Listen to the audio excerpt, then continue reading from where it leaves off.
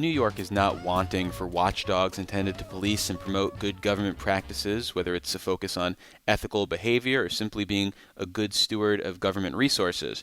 But a report this summer by the State Policy Advocacy Clinic at Cornell University and the government accountability group Reinvent Albany questions whether the state government beat cops have the resources and authority they need to function as effectively as possible. We want to explore this critique as well as their track record of success or failure. So we're checking in once again with Reinvent Albany's Senior Policy Advisor, Rachael Fauss. So as I mentioned at the top and is reiterated in your report, New York does not lack for oversight agencies. So before we get into areas for potential improvement, I guess, can you lay out some of the watchdogs in state government and what they're broadly empowered to do? We have ones that handle ethics. We have a commission on ethics and lobbying in government. We have a legislative ethics commission. There's agencies that look at fraud, waste, and abuse. We have an inspector general and inspectors general at some specific agencies. And then, we have some independently elected officials, the comptroller and the attorney general, that also have a role in government oversight. And then, elections and campaign finance oversight exists internally. And then public authorities have a budget office that oversees them. I think the issue is that we have so many. The question is, are they independent enough? Are they well funded to do their jobs? And do they work together effectively? And I think the unfortunate answer is no, for the most part. There haven't been, I think, too many examples of agencies that check all three of those boxes in New York. And we'd like to see all the oversight agencies be stronger because it's really about making government work better. And, we would argue it's an efficiency to have oversight agencies because they could save money for state government if they uncover waste or abuse. Well, when you think about your experience following along the activities here in Planet Albany, does anything stand out to you as an obvious failure by any of these watchdogs? Are there examples of behavior that might have been exposed by the media that should have been caught by these watchdogs, or people who were doing things publicly and just never suffered any repercussions? Does anything stand out to you from, I'm going to date you, 2 decades of doing this? Yeah, I think that the biggest problem is that a lot of the penalties are kind of a slap on the wrist or cost of doing business, right? So, there have been a lot of small things that, where folks are not doing the right thing, but the penalty is like, oh, you forgot to file your papers. Oh, pay $50 late fee and then you're all set. So that's, that doesn't necessarily create the right signals and signs for these folks. And then that can lead to bigger problems. And for a long time, most of the corruption scandals in New York were handled by the federal government, pre-Barara, with the cases against former leaders Silver and Skello. So I think the failure is really shown in that New York for such a long time was relying on the federal government to do its job. And we can't rely on them anymore. The charges against Mayor Eric Adams were pretty much just dropped. So we're on our own in New York. And I think the biggest failure is just we don't know what we don't know. And if there's no one on the beat, there could be a lot going on that we can't see. Well, the Preet-Bharara example, I think, raises an important point in this report, which is who are people beholden to, essentially, and what might motivate them in these oversight positions. So Preet-Bharara didn't get his job from anybody that he was potentially investigating. Shelley Silver, the former Assembly Speaker, Dean Skelos, the former Senate Majority Leader, didn't play a role in him becoming a top federal prosecutor. So can you highlight the issue as you guys see it in terms of independence for New York's watchdogs? Yeah, I think that you put it very well, that if you are a watchdog and you're appointed by the person you're supposed to investigate, where are the incentives there? In New York, I think a good example is the Legislative Ethics Commission It's composed of legislators. They are supposed to oversee their peers. That's a tough job to do and to get everything else you want to get done as a legislator. We have made some strides in that the new Commission on Ethics and Lobbying in Government, which replaced JCOPE, is much more diversely appointed. No one official controls it anymore. And it's also, the members who are appointed are screened by the law school deans. So there's some more levels of independence there. But, they, like other agencies, are still struggling to get enough funding. And, they're under constitutional challenge for a long time. And they're really just starting to get moving on things. So we still have to see how effective they will be, knowing that there's resource constraints. Well, I want to come back to resources and how important they are for the function of these watchdogs, but sticking with the people empowered to make decisions, how big of a difference can that really be? Because I think about someone like David Grandow, who once had a watchdog position in a now defunct oversight entity, and how he seemed to take the approach of, let's burn this place down, and didn't really seem to have any issues going after a lot of heavy hitters, whereas other people seem much more beholden to those who appointed them, or the State Board of Elections with their enforcement arm, and how we've seen kind of different approaches from the people who have that job, whether they are prioritizing small, trivial issues or whether they're going after bigger, more systemic potential fraud. I mean, do individuals really make that big of a difference, or am I just grasping at the media narratives here? Well, I think you need both individuals who are willing to act independently. Certainly, that is a prerequisite. But if you don't have the structures in place, then the incentives are all wrong. And that's what the report we produced with Cornell really gets at, is that there are structural problems here. And you want to design oversight systems regardless of who is in power. You want to design for the best system of oversight, not design for personalities and individuals. Or hope, rather, put your hopes on a person doing the right thing or swimming against the tide. You want to make sure that the funding is never a concern, and that if an investigator starts to hit a little close to home, that they don't feel like, oh, I'm going to be fired and I'm going to lose my job if I continue this investigation. Well, coming back to that funding issue, one of the things that we've covered on this show this year was the request by the Commission on Ethics in Lobbying and Government for additional funding to modernize some of their online capabilities. And they even went so far as to identify ways to pay for the less than $1 million they were looking for. Ultimately, the state lawmakers and the governor chose not to fund this request. Can you talk about the importance of funding more broadly? Because I imagine there are other stories besides that one. Yeah, we were big supporters of colleagues' request for funding for their lobbying and financial disclosure systems to be updated. I mean, these are things that were built, a decade or more ago and are somewhat held together by duct tape and Band-Aids. And, you don't want to have the filing systems so hard to use for the filers and so hard to use for the regulators.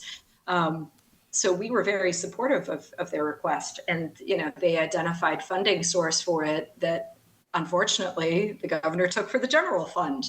So I think a better system is having independent budgeting. This is something that there is in New York City for some agencies. The Independent Budget Office in New York City gets a percentage of the Office of Management and Budget's budget line. So they always have the same percentage, and it grows as the city budget grows. And they've been able to keep staff as a result of that. And that's a good example of something that we think should exist at the state level.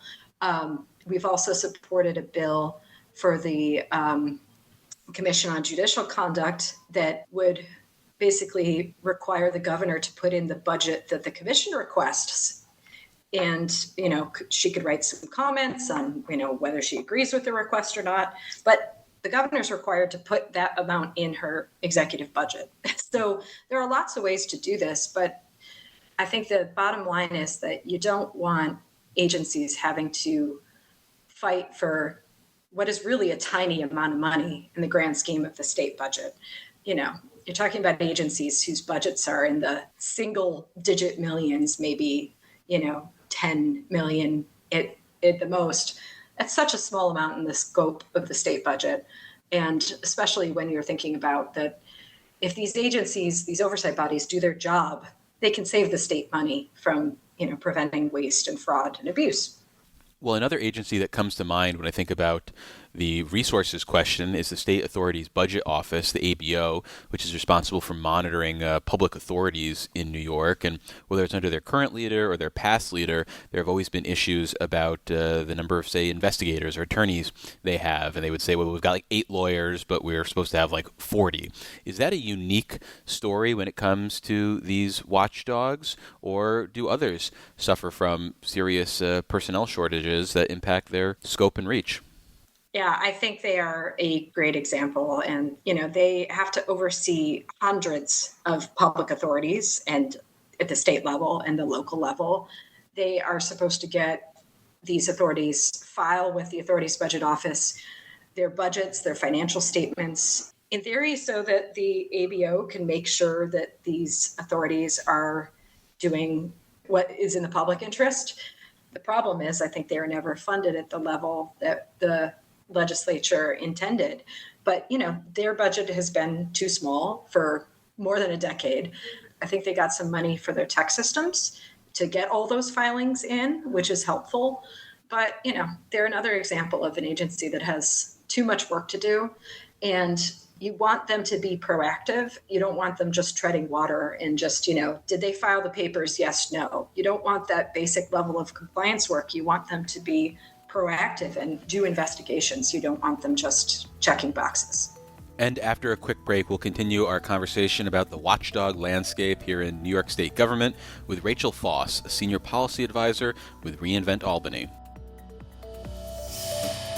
Support for the Capitol Press Room comes from O'Donnell & Associates, a public affairs firm providing strategic guidance to businesses and nonprofits on navigating policy and regulatory issues. More information is available at o'donnellsolutions.com. I'm David Lombardo, and this is WCNY's The Capitol Press Room, and we're continuing our conversation about the watchdog landscape here in New York State government, and our guest is Rachael Fauss, a senior policy advisor with Reinvent Albany, which partnered with the State Policy Advocacy Clinic at Cornell University this spring to issue a report on the effectiveness of New York's oversight and monitoring institutions. So you also raise this issue of jurisdictional fragmentation, and I wonder what that looks like in practice. Is it as simple as, well, the other guy's going to get it because they have some authority here as well, and nobody does it? Or is it the converse, where people are fighting for authority, which, I don't know, sounds like you have more eyes than less? Yeah, I think one way to put it is that, some agencies, they can't do penalties on their own. The authorities budget office is an example. The only real authority they have is to sort of temporarily remove authority board members if they are in pretty, bad compliance. And that's all they can do. They can't issue penalties of any kind. So they are dependent on referrals. Other agencies may do civil penalties, but can't do criminal penalties. So like the State Ethics Commission, they can do some civil fines, but if there's a criminal issue that comes up, they have to hand that over to the district attorneys or the attorney general. So, I think there's both that in some ways agencies need to be given more authority to do enforcement on their own and real penalties that actually create the incentives to do the right thing. But then in other ways, you want to make sure that if you have a system of referrals, it just doesn't go into a black box where the public doesn't know what the follow-up is. If there's some transparency around the referrals and whether the enforcement bodies, or the district attorneys acted on the case or not, and why or why not, I think it would only be helpful to explain, what happened with that investigation and that, misconduct. And another great example of a body that sounds like a watchdog, but really is more of an advisory group, is the Committee on Open Government, which can't make any rulings on whether someone is following the Freedom of Information law or the Open Meetings law, but can only make recommendations and put out advisory opinions. I want to come back, though, to the idea of individuals and their autonomy, because the Office of State Comptroller, as well as the Office of the Attorney General, have watchdog powers, and they are not appointed by the governor or beholden to the legislature. Yet I think there is a reasonable critique about how aggressive those agencies have been or what they've chosen to prioritize. So what is the issue there, and what is a recourse for making them either more aggressive or just an improved function? Or maybe you'll tell me they think they're doing a great job. Yeah, I think that there's a lot of potential both for the Attorney General and the Comptroller on corruption and ethics oversight. They have sort of, I think, ebbed and flowed over the years about how they've worked together. There is a Public Integrity Bureau at the AG's office, and there is an MOU that the Comptroller and Attorney General have together on corruption. But I think it's really ebbed and flowed over the years, and I think the focus of these statewide officials sometimes changes depending on what's going on in the world. I think the Attorney General has had a lot of focus on federal issues at the moment, given the Trump administration, and there's a lot of federal level work that the Attorney General is getting involved in protecting the state. And it's a matter of emphasis and focus, but I think we would like to see. I think there's potential for both of them to do more. At the comptroller level, there's been a problem in that the comptroller's been literally cut out of doing oversight by the governor and the legislature in the budget. Their authority to review contracts has been cut and diminished over time, either through individual budget lines or just generally speaking. And so they have to continually fight to get their audit powers as strong as they need to be. And that's an unfortunate thing, because that's a crucial part of their work.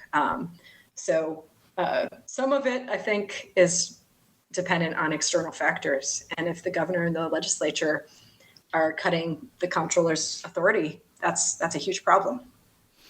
Well, in the time we have left, I want to hit some headlines from recent years. And one that comes to mind most immediately has to do with outgoing State Senator Jessica Ramos, who, according to the New York Times, was billing her campaign for travel to Albany while at the same time getting reimbursements and per diems from the state government. This is not a new issue, as Ken Girardin for the Manhattan Institute has pointed out. I think the Moreland Commission more than a decade ago identified a bunch of unnamed lawmakers as doing something similar. With an issue like this, who's supposed to be policing this? Because it seems to have fallen to the New York Times in this case. Yeah, I think there's two sides to this one. There's the campaign contributions being used for, the official duties. Oh, I'm doing air quotes here. You can't see them. The official duties of lawmakers, if you're an elected and an incumbent and you are running for re-election, you can use some of your campaign money to pay for your official duties, including travel. And, we've thought for a long time that those rules are too lax, and the law is too lax. It's tightened up a little over the years, but it's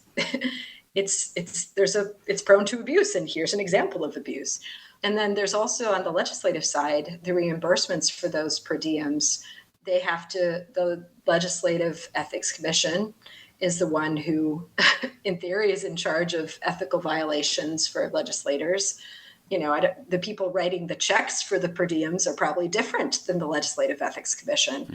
So, in some ways, it's not surprising that the New York Times picked up on this, because I think both sides would have to be watching and the legislature would have to be checking the campaign finance contributions. Maybe that's something they should be routinely doing if, this is a widespread problem. Hopefully it's not.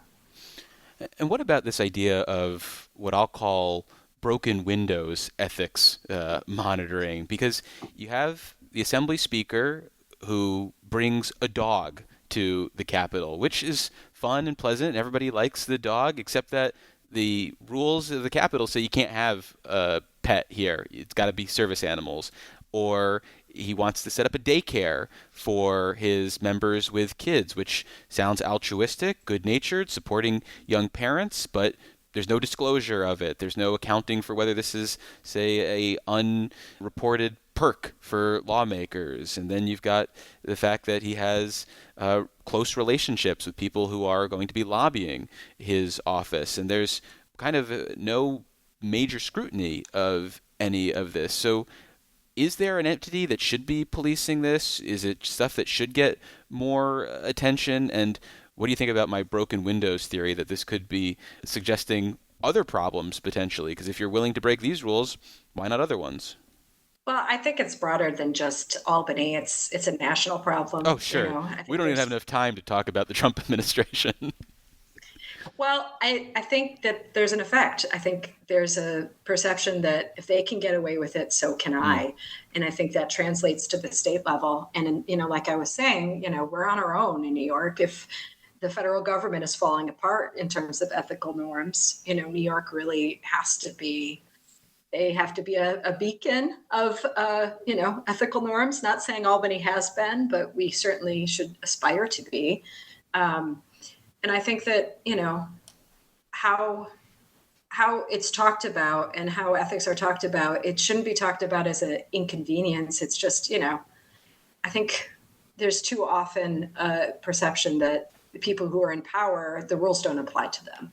And it has to be the exact opposite. They have to follow the rules more closely than anyone else because they are serving the public and we are paying their salaries and, we are paying taxes to support what the government is doing. And it just comes down to that basic, really, it's a social contract. And I think it's too often, when you've got an erosion of norms all over the country and at the federal level, New York has to be better.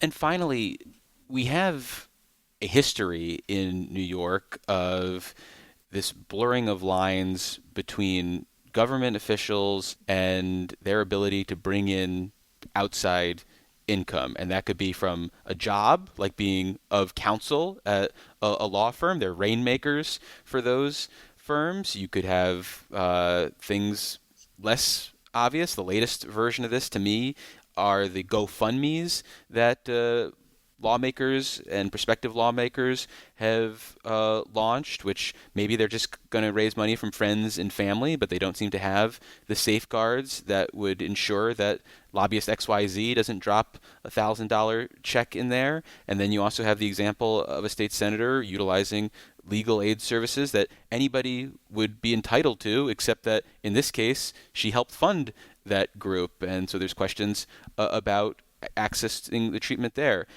Are those issues, everything I laid out, are there broad enough and tough enough laws that are supposed to govern what people can and can't do in these situations? And if they're not, should there be? And I guess the second part is, would all this behavior fall under the purview of one of these watchdogs that should be issuing advisories proactively or policing this stuff in the after effect? Well, I think a lot of those examples were, legislators. And I Mm-hmm. think a lot of it comes down to, you want to prevent this stuff from happening in the first place. So you do want a proactive body. And, I think the Legislative Ethics Commission I mentioned earlier, they're appointed by the people they're overseeing and the incentives are not in the right place. And, if you look at the advisory opinions on their website, there's nothing about some of these issues that we've discussed, GoFundMes, or, if you give a grant, can you accept legal services? There is a dearth of information about their activities and what they do. I'm literally looking at their website now, and there's not a lot on here about gifts. and the sort of issues that are coming up with GoFundMe's. We've thought for a long time that, the Commission on Ethics and Lobbying in Government, they can investigate legislators. They, just like their predecessor, Jacob, could. Jacob went after Vito Lopez, who was a disgraced legislator at that time. There are some cases of them doing that, but I think the issue is that this should be combined. We shouldn't have the legislature policing itself. And it really just comes down to that as much as anything. And what you should see is robust education of legislators so they know, don't set up GoFundMe's. It's not a good look.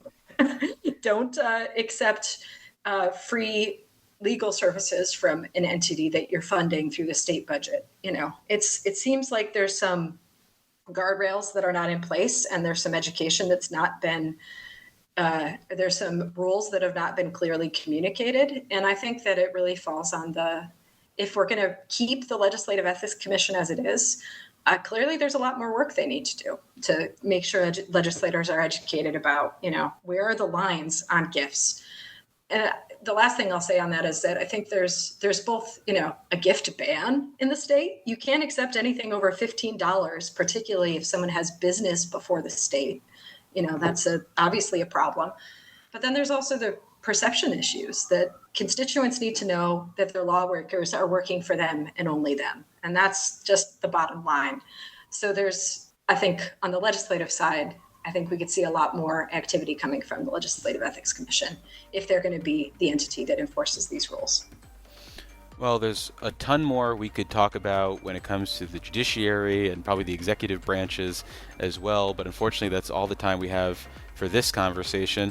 We've been speaking with Rachael Fauss. She is the last honest beat cop here in Planet Albany, and she's a senior policy advisor for Reinvent Albany. Rachael, thank you so much for making the time. Really appreciate it. Thank you. Really appreciate being here.